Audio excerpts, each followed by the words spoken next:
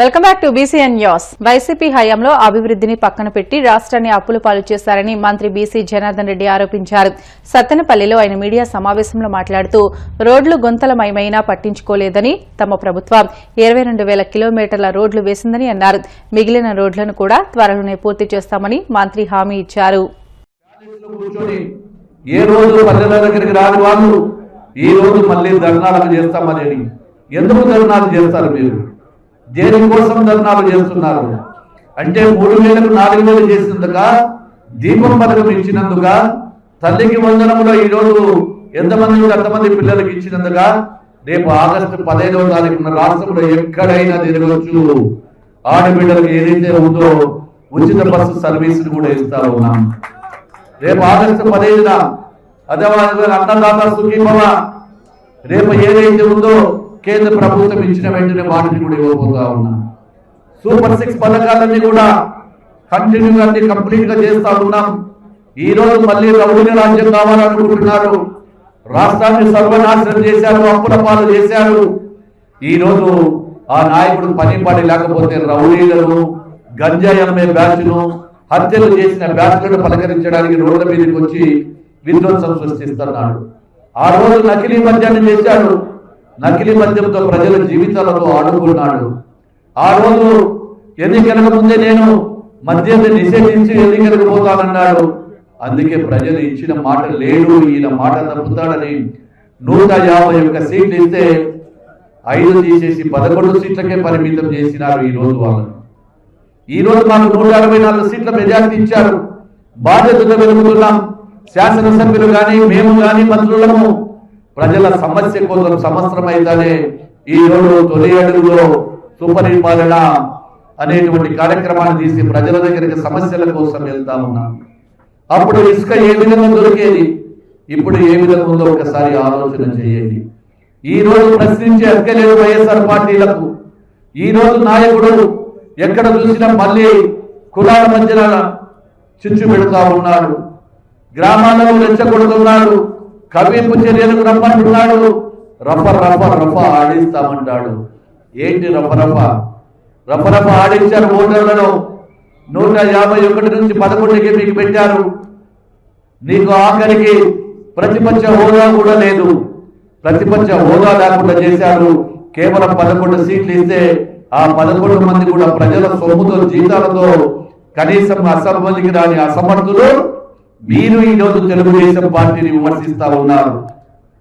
ఈ రోజు ప్రజలు మీరు చిందరించుకున్నారు. నిజంగా మాకంటే మంచి పరిపాలన చేసిందే, మీ పరిపాలన కరెక్ట్ ఉంటే వైనాట్ 175 నుంచి వైనాట్ 11 11 సీట్లకే పరిమితమైన మీరు ప్రజలు తిరస్కరించారు.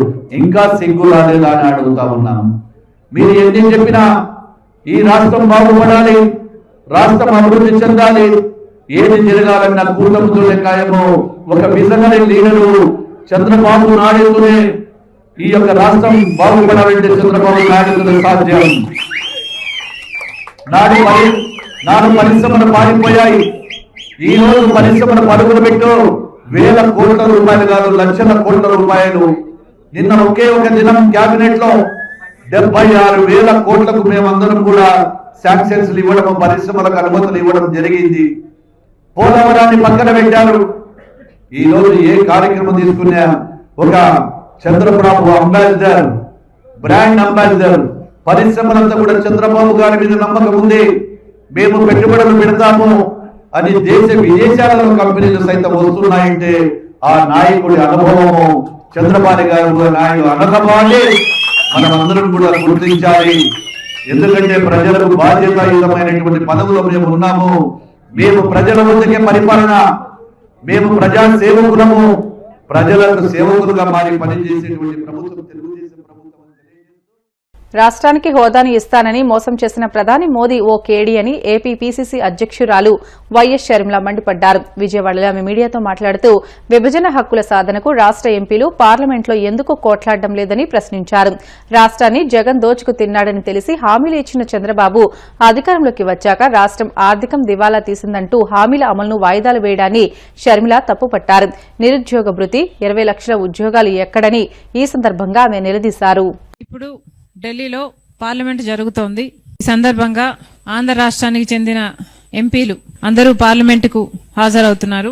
టీడీపీ అయితేనేమి, జనసేన అయితేనేమి, వైసీపీ అయితేనేమి, బీజేపీ అయితేనేమి అందరూ కూడా ఎంపీలు పార్లమెంట్ సమావేశాలకు హాజరవుతున్నారు. కానీ ఒకసారి ఎందుకు హాజరవుతున్నారు అని ప్రశ్నించుకోవాల్సిన అవసరం ఉంది. 10 సంవత్సరాలు అయిపోయింది ఆంధ్ర రాష్ట్రం ఏర్పడి.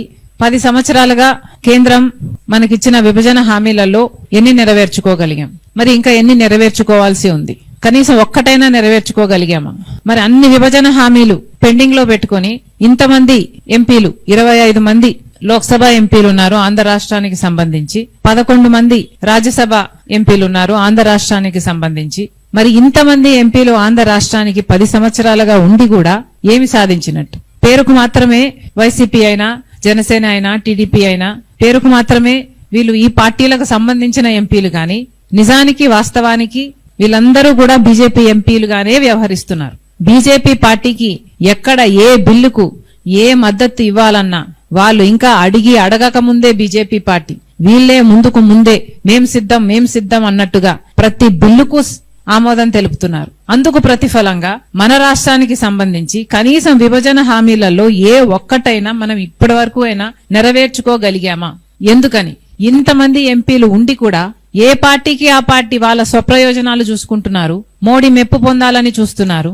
ఇన్ ద ప్రాసెస్ ఆంధ్ర రాష్ట్ర ప్రజల ప్రయోజనాలను తాకట్టు పెడుతున్నారు. చంద్రబాబు గారు ముఖ్యమంత్రిగా ఉన్నా అదే బీజేపీతో పొత్తు పెట్టుకున్నారు. జగన్మోహన్ రెడ్డి గారు ముఖ్యమంత్రిగా ఉన్నా జగన్మోహన్ రెడ్డి గారు అక్రమ పొత్తు పెట్టుకున్నారు. బహిరంగంగా ఆ పొత్తులు కనిపించినా కనిపించకపోయినా వీళ్ళందరూ కూడా తొత్తులే.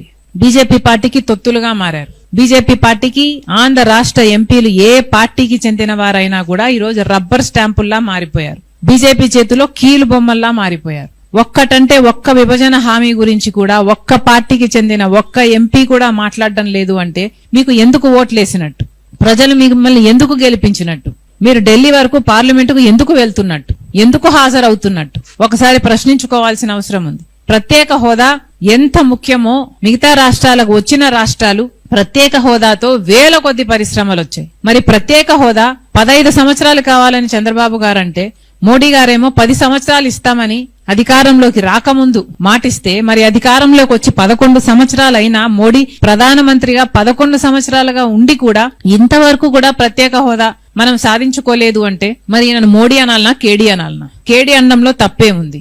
ఆంధ్ర రాష్ట్ర ప్రజలకు నిజంగానే మోసం జరిగిందా లేదా? ఇది వాస్తవం అవునా? ప్రభుత్వ అనుకూల అధికారులను కాపాడుకునేందుకు వాస్తవాలు వెలుగు చూపకుండా ఉండేందుకు తిరుపతి తొక్కిసలాటపై జ్యుడిషియల్ విచారణను నిర్వీర్యం చేశారని వైసీపీ అధికార ప్రతినిధి టీటీడీ మాజీ చైర్మన్ భూమన కరుణాకర్ రెడ్డి మండిపడ్డారు. తిరుపతి క్యాంపు కార్యాలయంలో ఆయన మీడియాతో మాట్లాడుతూ ఈ తొక్కిసలాటకు బాధ్యులైన వారు సీఎం చంద్రబాబుకు అత్యంత సన్నిహితులు కావడంతో వారిని కాపాడేందుకు మొత్తం నివేదికనే నీరుగార్చారని ఆగ్రహం వ్యక్తం చేశారు. కింద స్థాయి ఉద్యోగులను బలిపశువులను చేశారని ధ్వజమెత్తారు. ఈ ఘటనలో అసలు నిజాలు బయటకు రావాలంటే సిబిఐతో విచారణ జరిపించాలని డిమాండ్ చేశారు.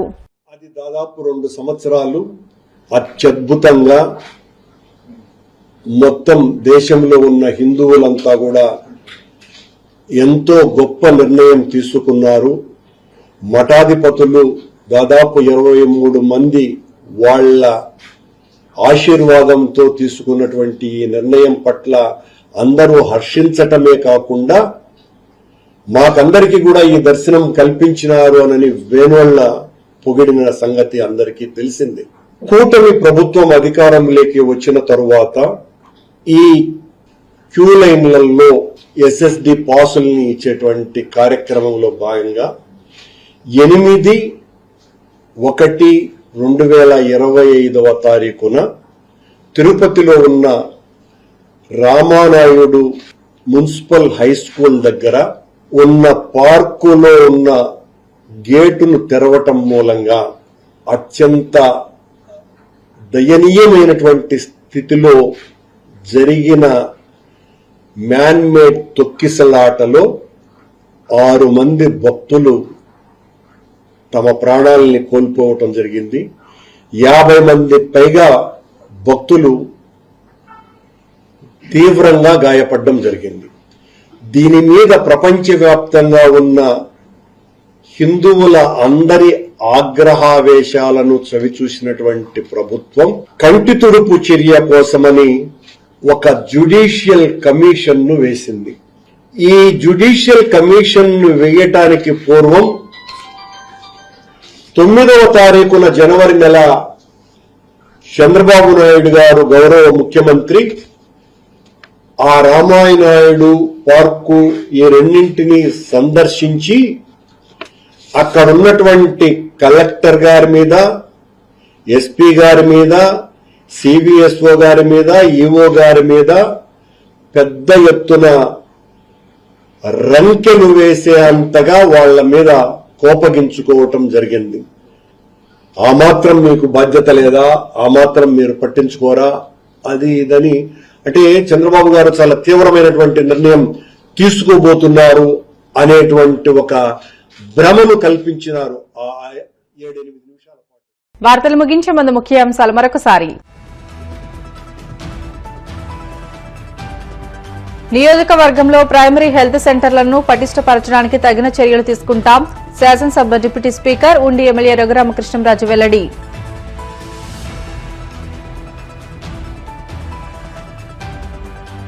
నెల్లూరు జిల్లా వింజమూరులో ఉత్సాహంగా సుపరిపాలనలో తొలి అడుగు కార్యక్రమం. ఎమ్మెల్యే కాకర్ల సురేష్ తో కలిసి ఇంటింటి ప్రచారం నిర్వహించిన మంత్రి పార్థసారథి.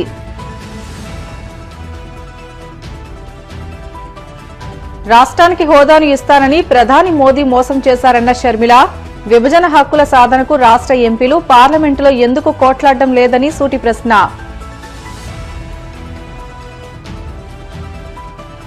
తిరుపతి తొక్కిసలాటపై విచారణను నిర్వీర్యం చేశారన్న టీటీడీ మాజీ చైర్మన్ భూమన కరుణాకర్ రెడ్డి. వాస్తవాలు వెలుగు చూడాలంటే సీబీఐ విచారణ జరిపించాలని డిమాండ్. ఇవి ఇప్పటివరకున్న బులెటిన్లోని అప్డేట్స్. మరిన్ని వార్తల కోసం BCN digital YouTube channel, Facebook పేజీని ఫాలో అవ్వండి. అప్డేట్ వార్తల కోసం ప్లీజ్ డూ సబ్స్క్రైబ్.